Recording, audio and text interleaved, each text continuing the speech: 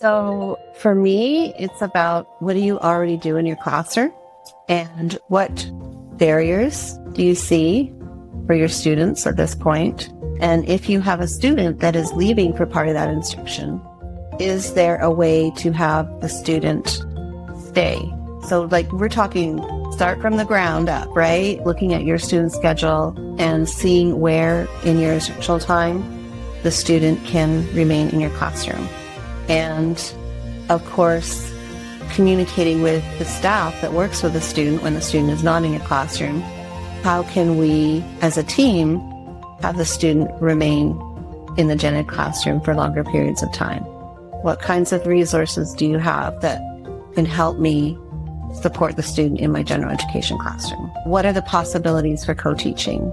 Can we spend more time working as a team?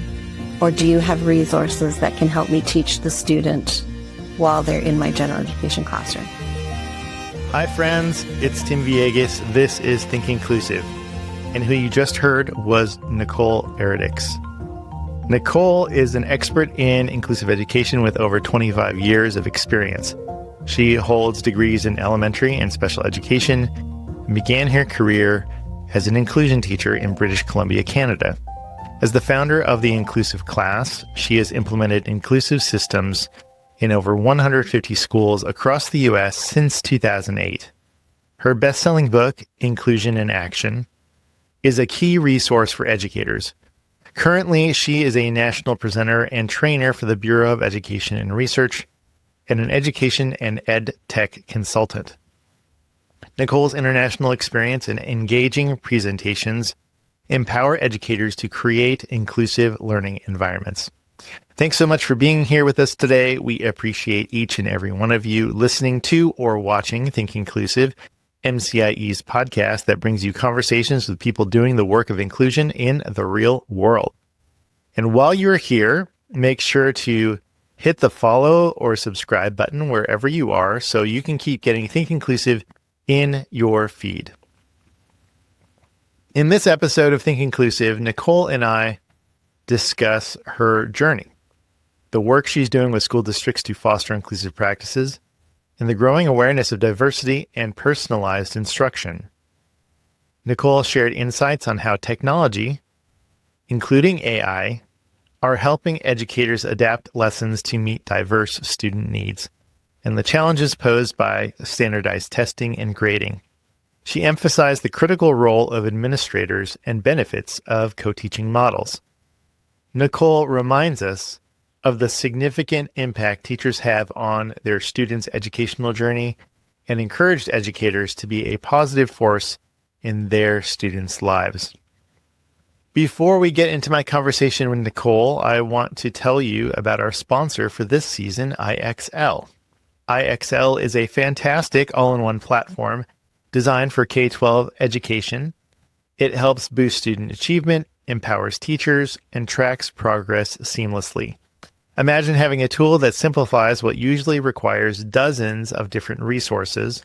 Well, that's IXL. As students practice, IXL adapts to their individual needs, ensuring they're both supported and challenged. Plus, each learner receives a personalized learning plan to effectively address any knowledge gaps. Interested in learning more? Visit ixl.com/inclusive. That's ixl.com/inclusive. All right, after a short break, we'll get into my conversation with Nicole Eredics. Catch you on the other side.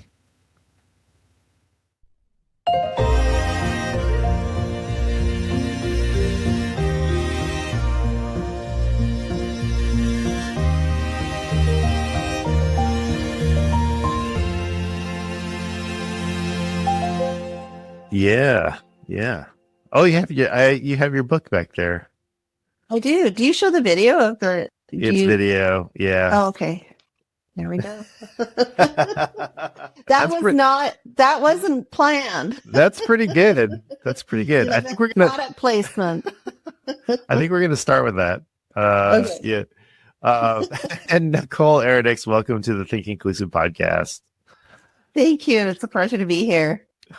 Nicole, I we just met in real life last March.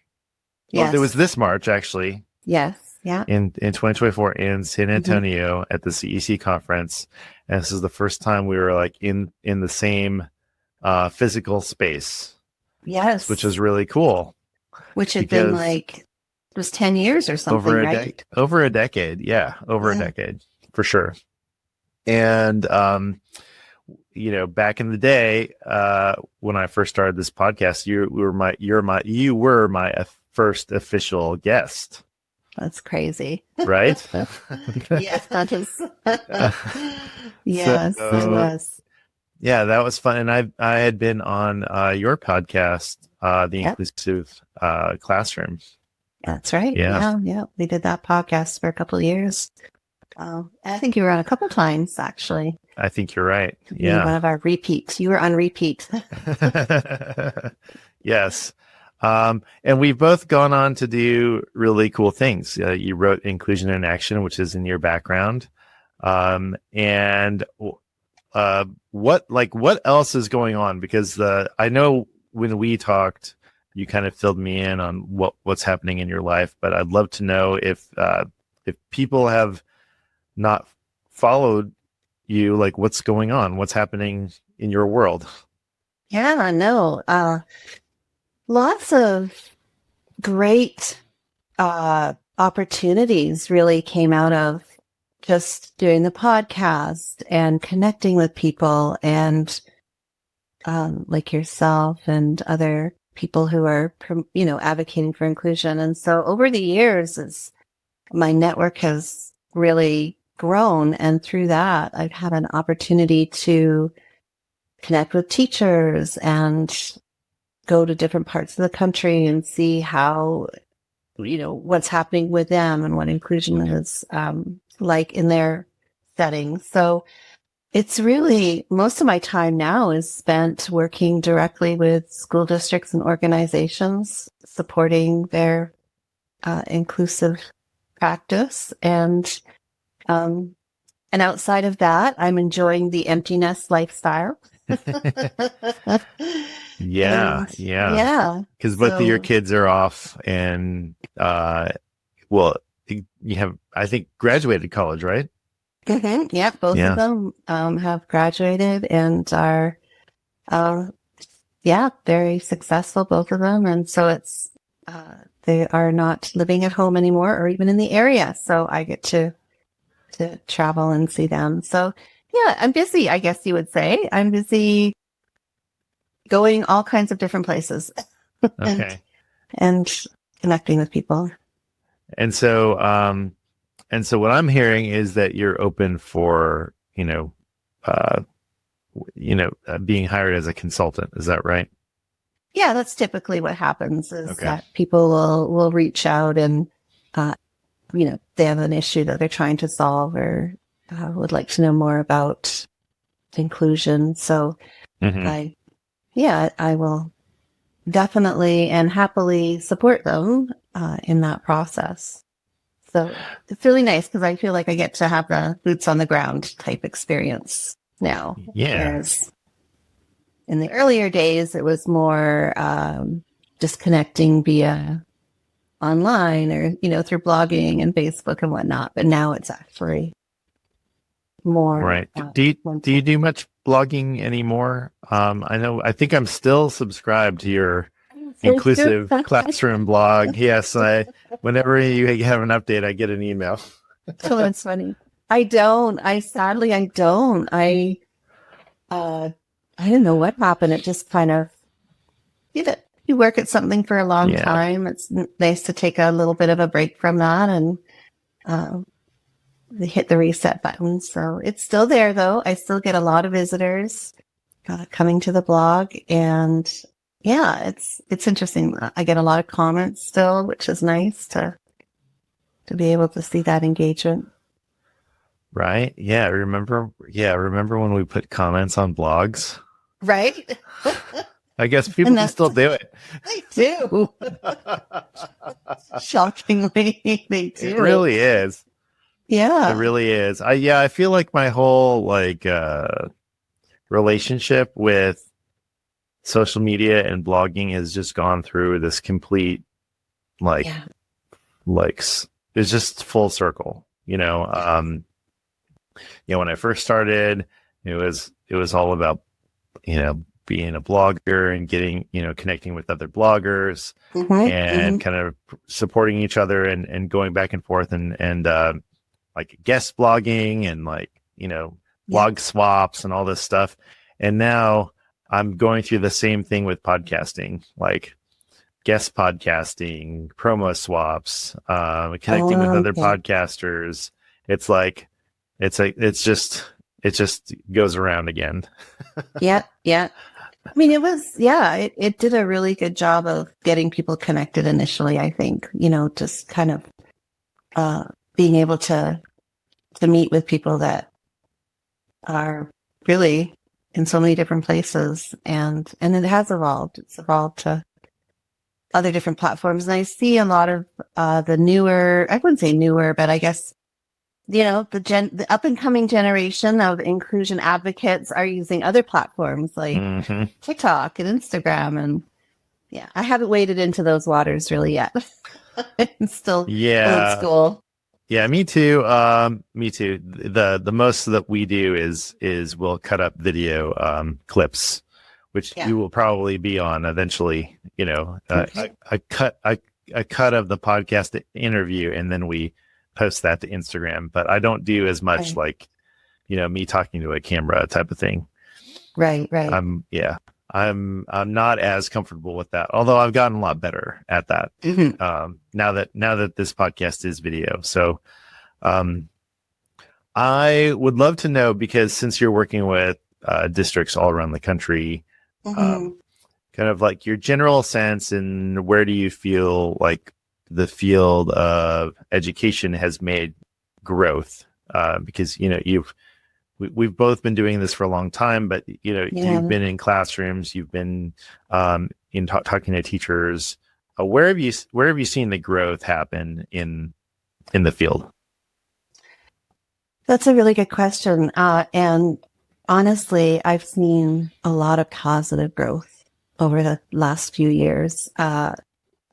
When just reflecting on the different schools that I've been to and the different teachers I've talked to, different grade ranges, what I've seen the most is the awareness of diversity and awareness of individual student needs. And just that desire and need to personalize instruction for kids, right? Like, no, it's no longer that one size fits all. It never was, but that was what we, 20 years ago, that was how you taught, right? And so I'm seeing that slowly come to an end. And I'm seeing more, especially even, and not just teachers, curriculum that's being used in the classroom now is designed to support different learners, whether it's through scaffolding or small group instruction or, intervention. Like it's all becoming more part of just regular everyday instruction, which is wonderful. It's exactly what we needed, right? To be able to look at our students and see what their specific needs are and find ways to support that. So I definitely see a lot of growth in that area. And as a result, more awareness and I don't want to say acceptance, but more awareness and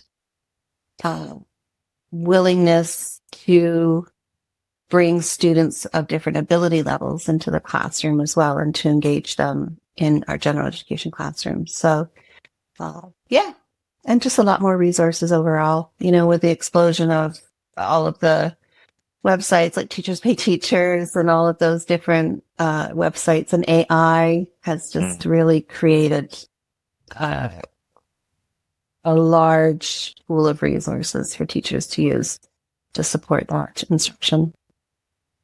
Yeah, I'm like specifically with resources.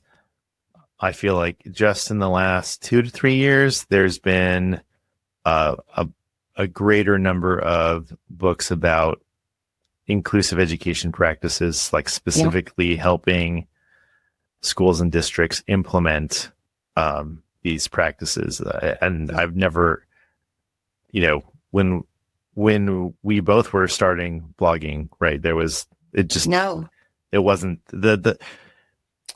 it wasn't accessible. Like the information was there, Yeah. but you really had to know where to look for it. Totally.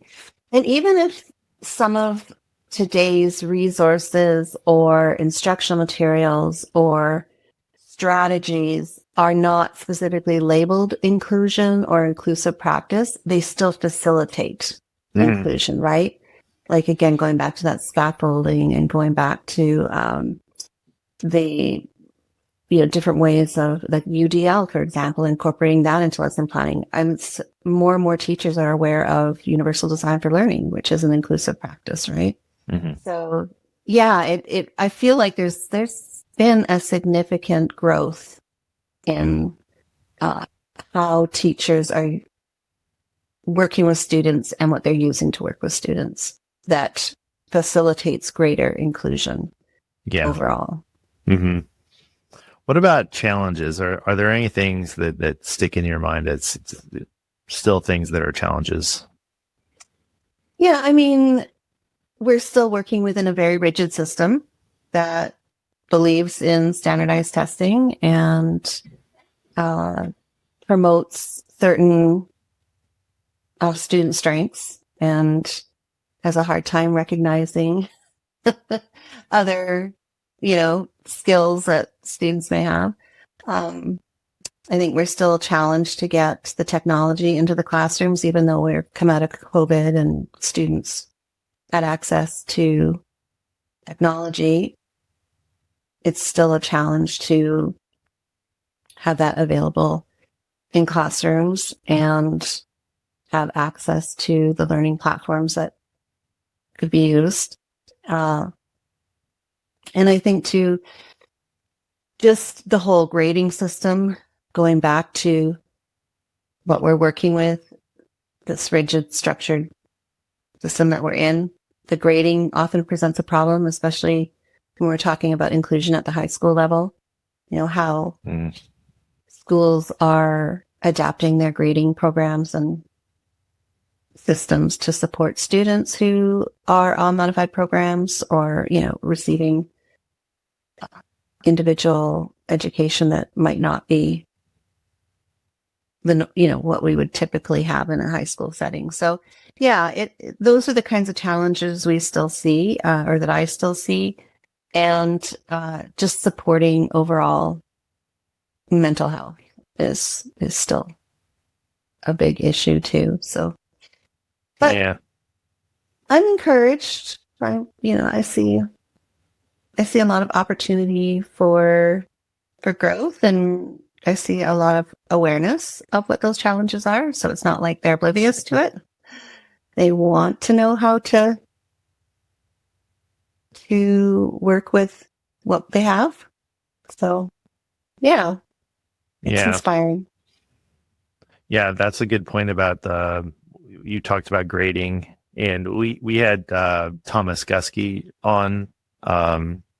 This was last season, I believe, and he talked about standards-based grading and how that it's something that I believe Canada uses. Am I saying that right? Mm-hmm. Yeah. And so, and I asked him specifically about how that would relate to learners who have extensive support needs, especially in high school because of transcripts and stuff like that. Right. And he mentioned about that. I hope I'm getting this right. He in the school that they were working with, they provided both sets of transcripts, so one with the letter grades and one with the standard base grading, and the families chose like the standards base because it provided better information. Yeah, because it outlines the student's performance in relation to a specific learning outcome. Yeah. Right. Much Much it's much clearer. more, a lot more, definitely. Yeah. And so that's something that would be nice to be able to move towards. And, something else I heard you say is that more and more educators want to have these changes, and they want to uh, provide an inclusive environment for their learners. They want to promote inclusive practices. So it's not like there's definitely pushback. I'm not saying that there Yes. isn't. Yeah. But when you have a conversation with an educator and explain like we were just having this conversation internally about some partners that we have, and so when we are explaining, okay, so what we mean by inclusive education is that you have a class and you only have like a natural proportion of the students with IEPs in your classroom. It's not like an inclusion class, quote unquote inclusion class, where you have 50% of the learners have IEPs. We're really talking about spreading those learners across the grade level and then supporting them where they are using the resources that you have. And just because a class has a learner with a disability doesn't mean a special education teacher has to be in that classroom 100% of the time. They can move around, right? Yeah. And so it was like, no one had ever, well, I don't want to make the assumption that no one's ever said that to them, but that seemed like new information to them. Right? That's interesting. Yeah. Yeah. But it was more like, oh, wouldn't that be nice?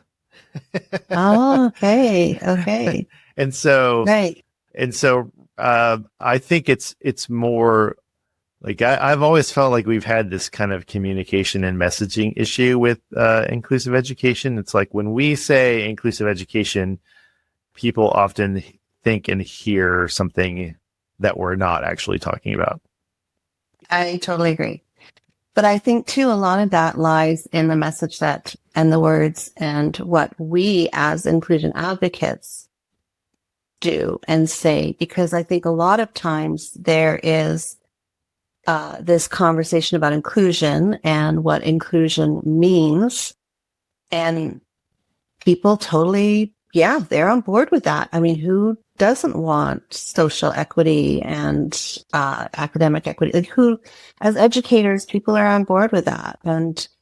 But what I think we still struggle to do is to give them the tools and the explicit instruction on what that looks like in practice, right? And don't get me wrong. Yeah, we still need to be talking about inclusion and raising awareness and promoting and advocating for inclusion, but we also need to be spending as much time and energy in giving them the tools to do that and what that looks like specifically. Because you're right. Some people, they're all about it, but what does it look like? How do I do it? Like they might have that, those preconceived notions that are not so positive, right? And so that's where that's why what I'm doing now, I feel is where I'm meant to be, because I'm able to get into the classrooms, talk to the teachers, give them those specific strategies. And once they realize that it's not a major overhaul of what they're already doing, but they have a few extra resources and strategies to rely upon, it's like, okay, we're going to do this. So, How much of your time, or maybe when you are kind of assessing where a school is, and even a school assessing kind of where they are on their road to inclusive practices, how much of it is like universal tier 1, like evidence-based instruction, like the base?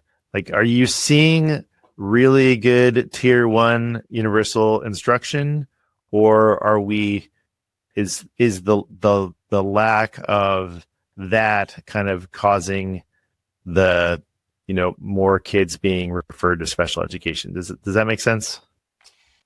Yeah, I think I understand what you're saying. And just in response to that first part of it, I do see when I talk about the resources, the awareness, the using UDL in the classroom, that is all tier 1.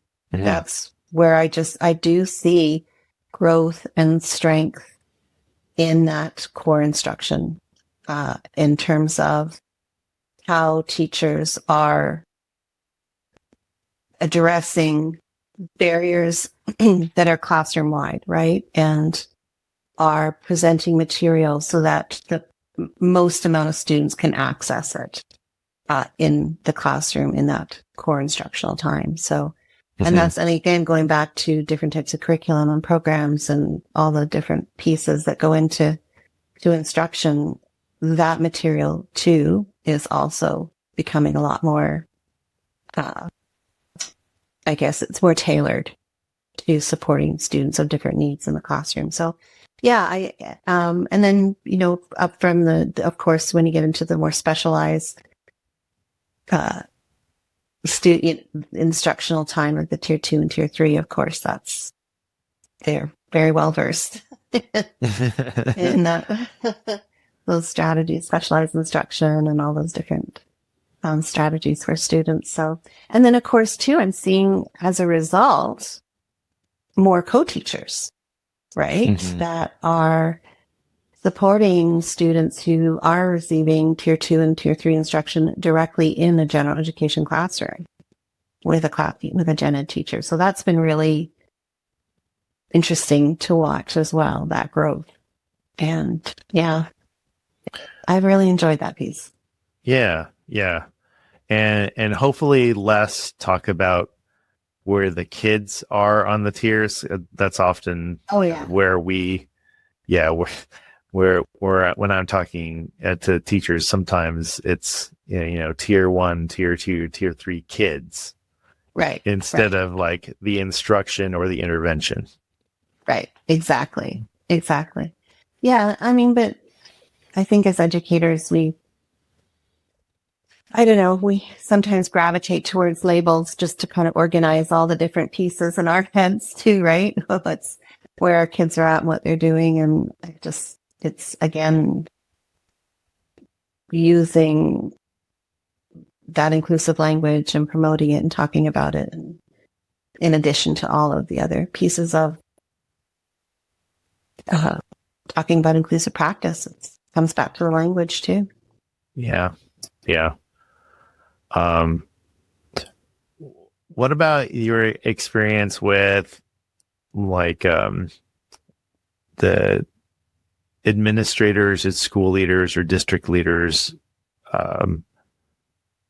moving towards like inclusive systems or changing their systems to be more inclusive? Like, what have you observed as far as that role? Mix. I still see administrators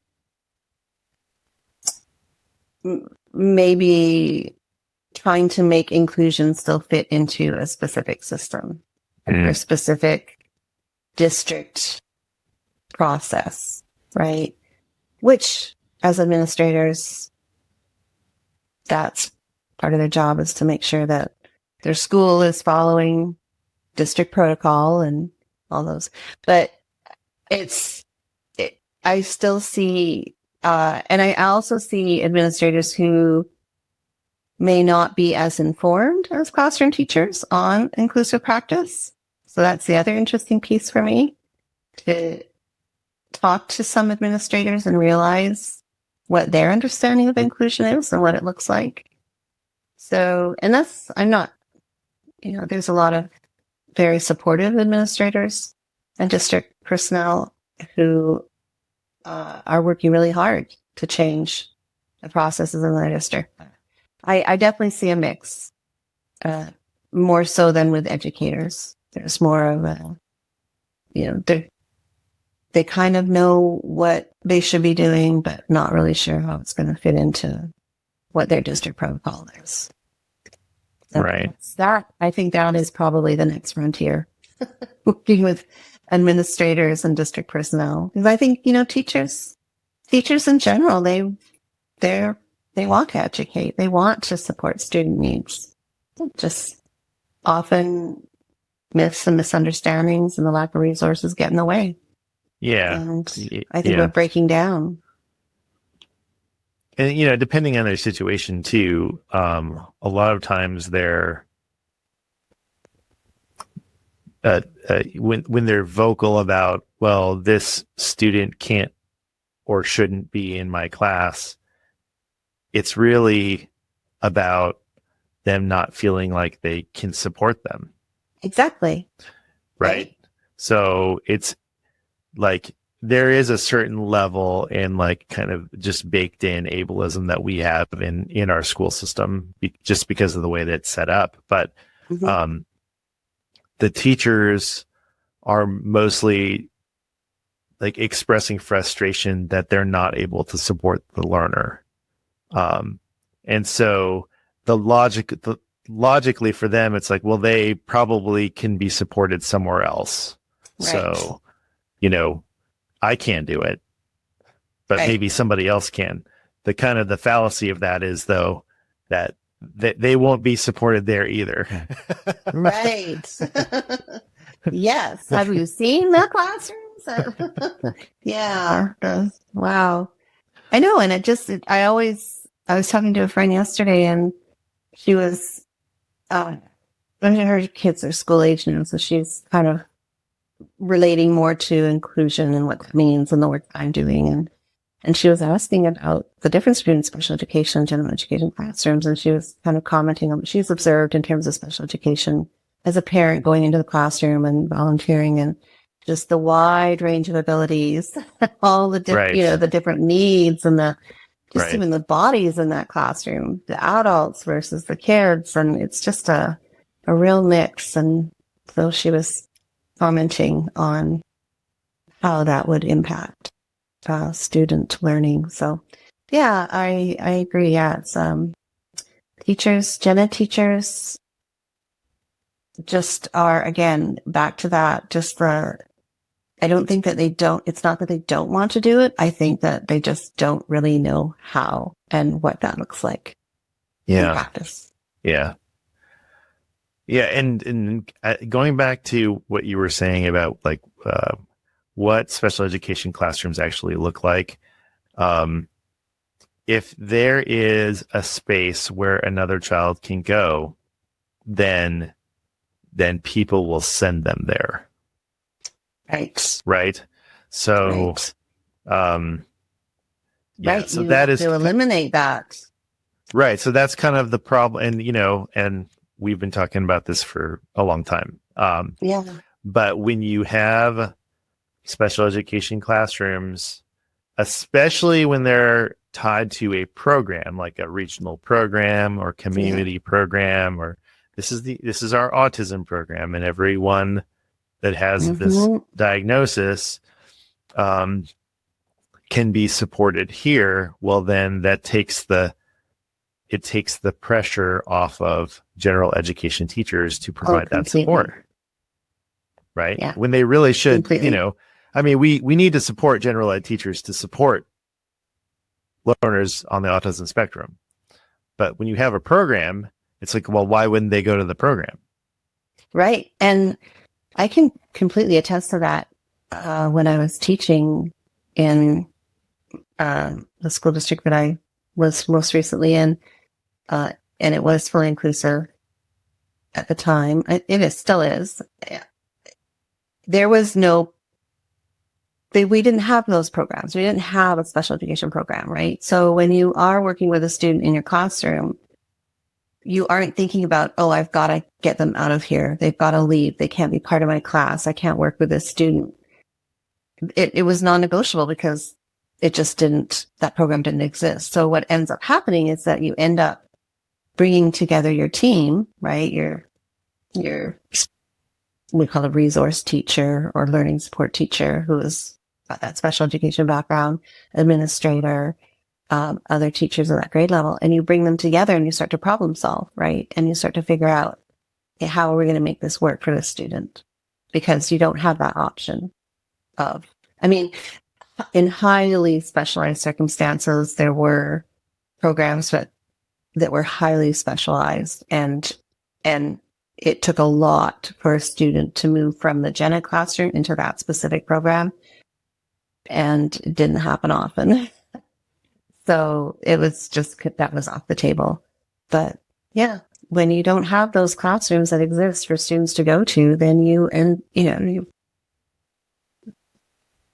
make it work. You Right.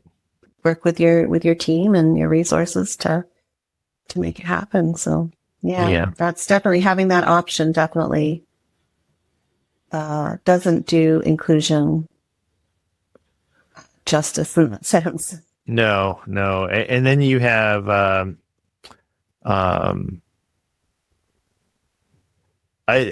don't want to give the impression like I'm trying to bash schools or like teachers or administrators. I think this is just kind of like the reality of the situation. So I just want to name that reality, because this is like where people are at, And so if you're listening to this and you're going like, but like, what else am I supposed to do, Tim? Like, I totally get it. Like, I get it.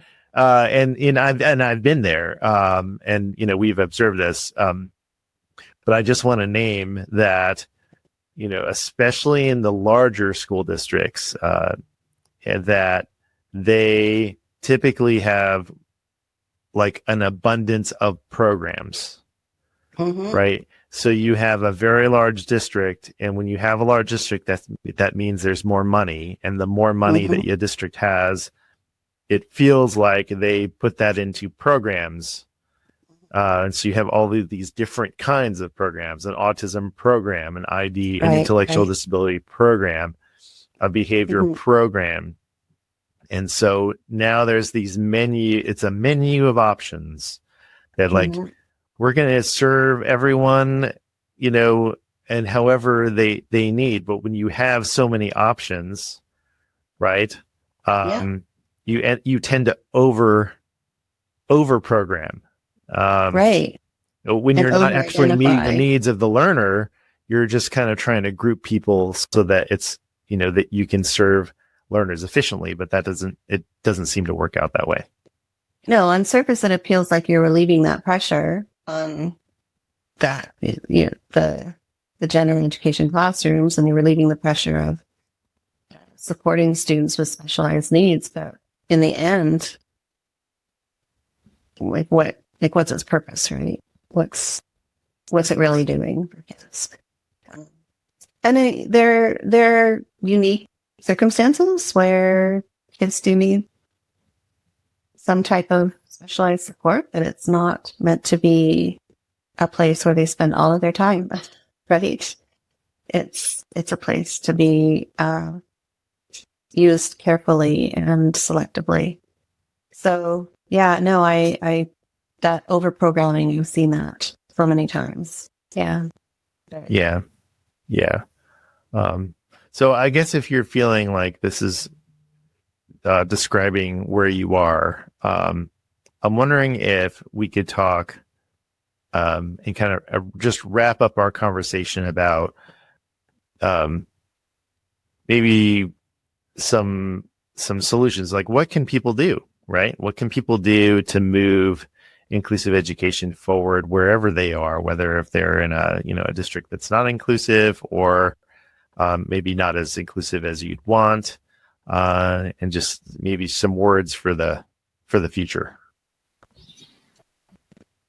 So are we talking about parents? Are we talking about community? I would say, so that's a great question. I think for the people that listen to this podcast, I'm really talking about educators in school districts, but there's a lot of crossover between educators and parents that have children with disabilities.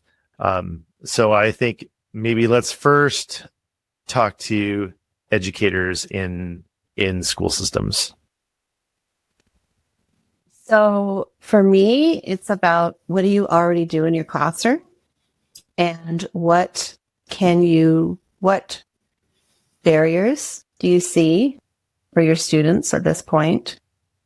And what can you do to create greater access to the instruction that you're teaching? And if you have a student that is leaving for part of that instruction, is there a way to have the student stay for some of that instruction, right? So like we're talking like grassroots, basic. Let's just start from the ground up, right? And looking at that student schedule, looking at your student schedule and seeing where in your instructional time the student can remain in your classroom. And of course, communicating with the staff that works with the student when the student is not in your classroom. How can we, as a team, have the student remain in the gen ed classroom for longer periods of time? Like, what can we do? What kinds of resources do you have that can help me support the student in my general education classroom, right? What are the possibilities for co-teaching? Can we spend more time working as a team? Or do you have resources that can help me teach the student while they're in my general education classroom? So we're just talking like bare bones there, right? Yeah. And AI has been a huge game changer for that. That's my big thing right now is, just going on to ChatGPT and asking ChatGPT to make your lesson a lesson that will include a student with specific needs and will create. So what you're saying is that to actually give ChatGPT the prompt of like, here's a lesson. I have a student with, who has these particular needs. Yes, and I want you to adapt this lesson so that they are included or something like that. Right. Yeah. Yep. You can give it, I have a student with ADHD. I have a student who has an intellectual disability and is working at a grade 2 level. I have a student who, has dysgraphia. How can this lesson be adapted to meet those students' needs and include that student in instruction? And it will reply with a lesson that is broken down in different ways that you can adapt your lesson for the students. So it's right there and it's readily available. So accessing and even co-teaching, using it for example, how can a co-teacher and I present this lesson to my class, meeting the needs of these individual students? And it will give back a model, a co-teaching model, resources, and ways to instruct the different, the different groups in your class that are in that, working within that co-teaching model. It's right there. So, Wow. Yeah. I see. I've heard of teachers using AI to help like modify a particular like assignment or whatever. Yeah. But what you're suggesting is taking it like a step farther, which I think is really fascinating. Yeah. Yeah, it totally is. I mean, of course, there's, as with any technology and AI, there's room for error. But I'm telling you, if it can give you a framework or a basis to start from, that's half the battle, right? It's like I just need an idea. I just need to know how to set this up. It will group your students according to their different needs in the classroom. It will honestly, it's all about the prompts. It really is. No, yeah, definitely. I feel like I need I need a I need a class Yeah. to teach me how Yeah. to do But ChatGPT prompts. doesn't blow your mind though? Like what it can It do? Like does, yeah, yeah. it does. You know who's And something? I was gonna say, Charmaine Tanner, yeah. Love is an her. advocate. Yes. In Idaho, she has a great show called The Art of Advocacy on Facebook, and Yeah. she talks about using AI for like advocacy. So same Yeah. kinds of things, using prompts to help parents, pursue inclusive education for their child using AI. And I was like, what a amazing use of this technology. Yeah. No, it's fascinating. You could even upload a photo of your lesson plan, and ChatGPT will read that lesson plan off of your photo and modify it according to your prompts. Like it's just, you can, and it will create templates for you. And I mean, it's just, and the options are, and it's just growing like exponentially. Just the growth in it. But yeah. So having classroom teachers just be aware of that too in itself. Absolutely. It's a big game changer.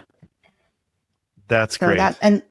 That's part of what I've been doing most recently is working with co-teachers and using, having them use AI to support their co-teaching.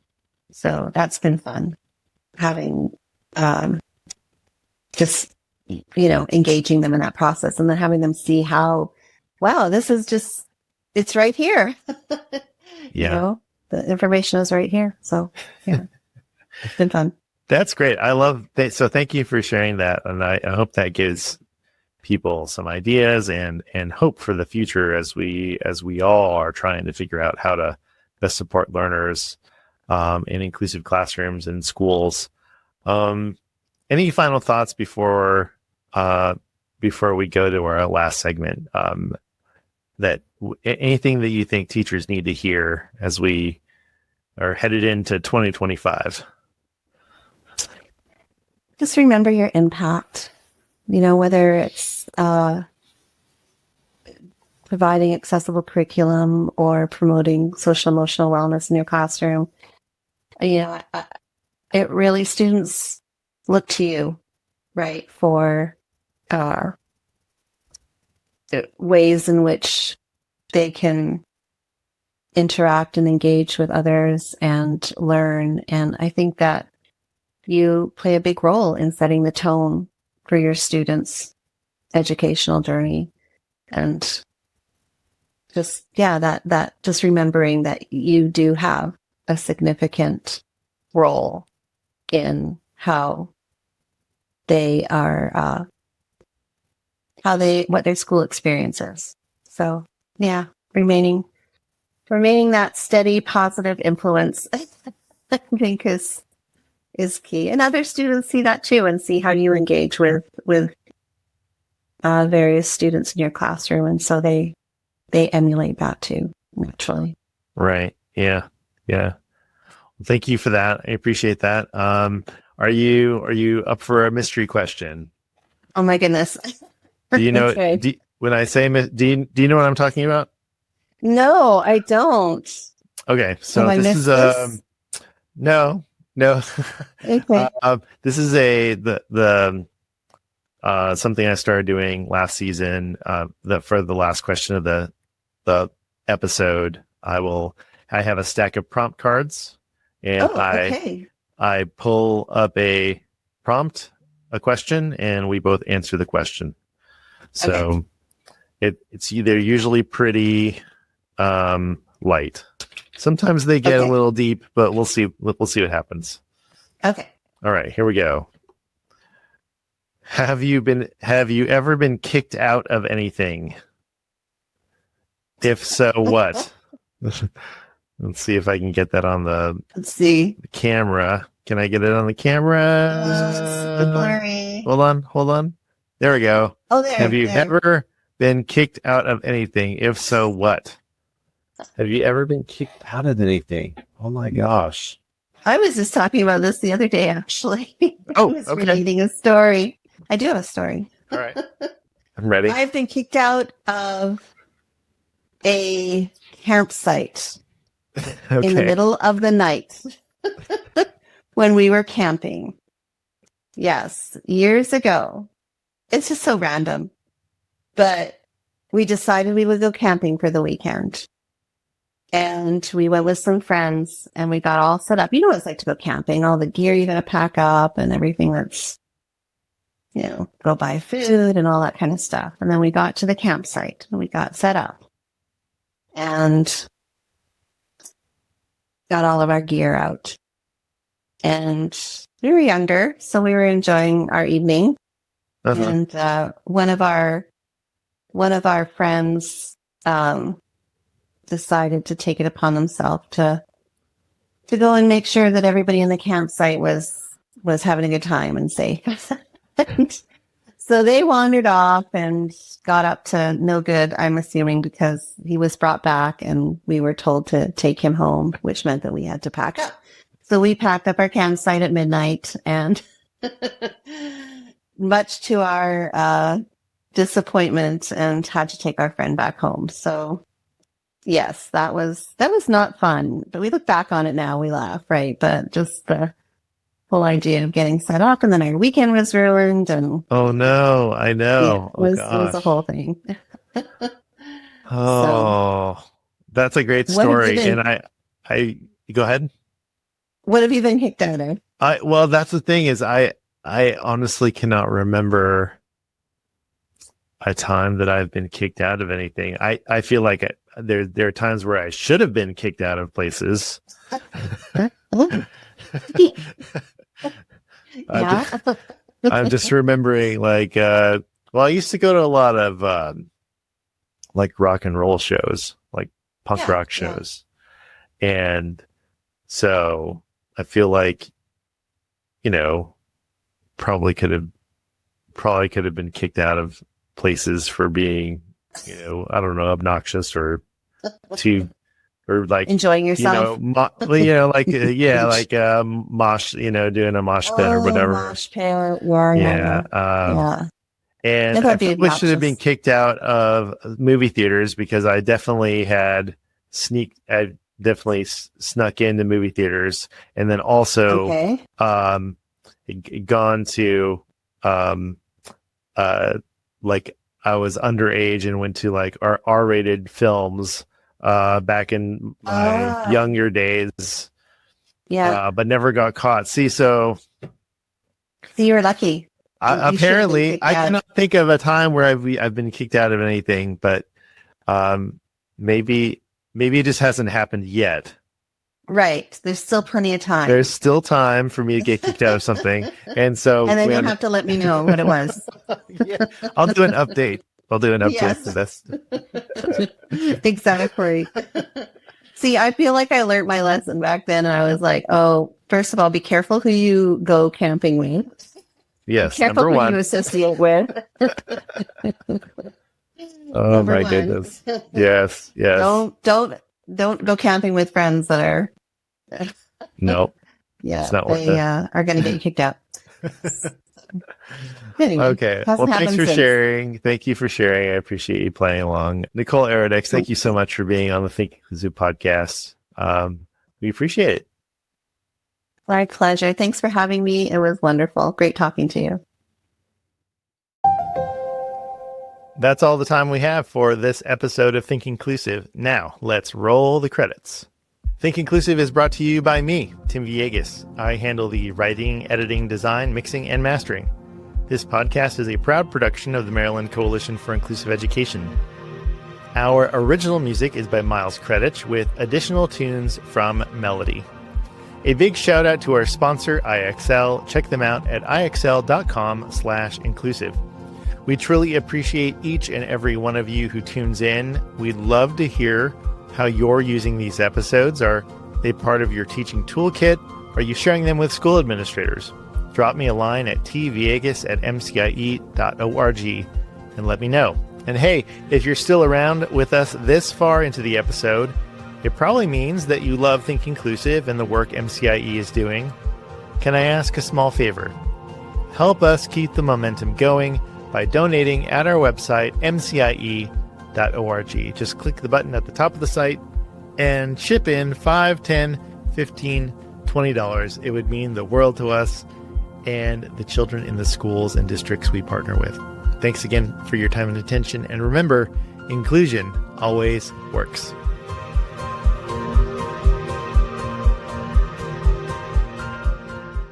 From MCIE.